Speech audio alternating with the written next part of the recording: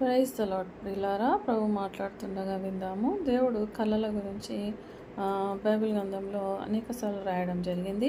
అయితే ఈ కళలు ఎందుకు వస్తాయి అంటే, దేవుడు తన ప్రియులతో మాట్లాడడానికి కళలను ఒక ఛానల్ లాగా వాడుకుంటాడు. ఎందుకంటే ఎన్ని బుక్స్ రాసినా ఒక చిన్న కళతో సమానం కావు. కళలు, దర్శనాలు దాదాపు మనకు ప్రభు మాట్లాడే సాధనాలే, ఛానల్సే.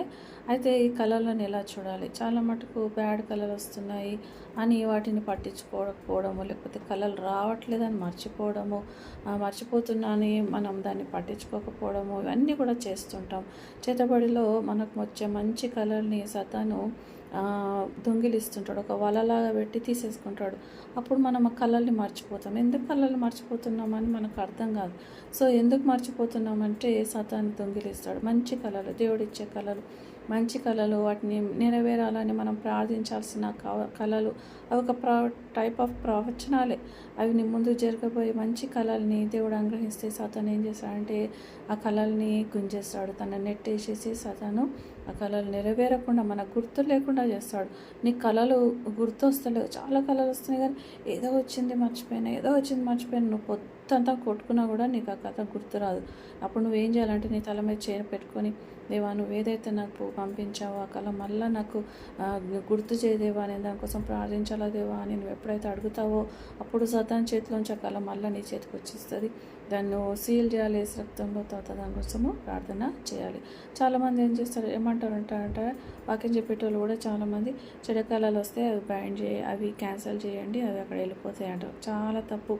దేవుడు మంచి కళలు ఇస్తాడు, చెడ్డ కళలు కూడా దేవుడు ఒక వార్నింగ్ లాగా పంపిస్తుంటాడు.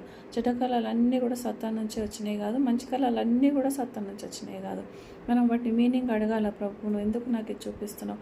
నీకు నీళ్లు కనిపిస్తున్నాయి, నీకు బల్లులు కనిపిస్తున్నాయి, నీకు ఏమన్నా ఇంకేమేమి కనిపిస్తున్నాయి, అవన్నీ కూడా ప్రభువుని అడిగి, దేవా దీనికి కారణం. ప్రతి సింబల్కి ఒక మీనింగ్ ఉంటుంది. నీకు నీళ్లు కనిపిస్తున్నాయి అంటే ఎవరో నీ మీద చేతబడి చేస్తున్నారు. ఇట్లా మనకు దేవుడు వార్నింగ్ ఇస్తుంటాడు. అప్పుడు నువ్వేం చేయాలా? వాటిని క్యాన్సిల్ చేస్తావా? నీకు అంత శక్తి లేదు. వాళ్ళ నీ మీద చేతబడి చేయకుండా నువ్వు ఆపగలవా? చేయలేవు కదా. దానికోసం నువ్వు ప్రార్థన చేయమని దేవుడు చెప్తుంటే నువ్వేమో క్యాన్సిల్ చేసేదాన్ని మర్చిపోతే ఎట్లా? దేవుడు 2-3 సార్లు చెప్పినాక ఏం చేస్తాడు? ఆయన కూడా నువ్వు పట్టించుకుంటలేవు అని ఆయన కూడా నిన్ను విడిచిపెట్టడము జరుగుతుంది. కాబట్టి కళలను రాసుకోవడం చాలా మేలు. వాటి మీనింగ్ అడగాలి. తర్వాత దేవా నువ్వే తీసివేయని మనం ప్రభుని అడగాలి. What ever has gone wrong in dream worlds please set it right lord ప్రభు అని మనం అడుక్కున్నప్పుడు దేవుడు తప్పకుండా మనకు సహాయము చేస్తాడు. దేవుని కళల్ని కానీ సతాను కళల్ని కానీ ఎప్పుడూ నిర్లక్ష్యము చేయకూడదు. వాటిని రాసుకొని వాటి మీనింగ్ ప్రభుని అడగాలి. ఆమేన్.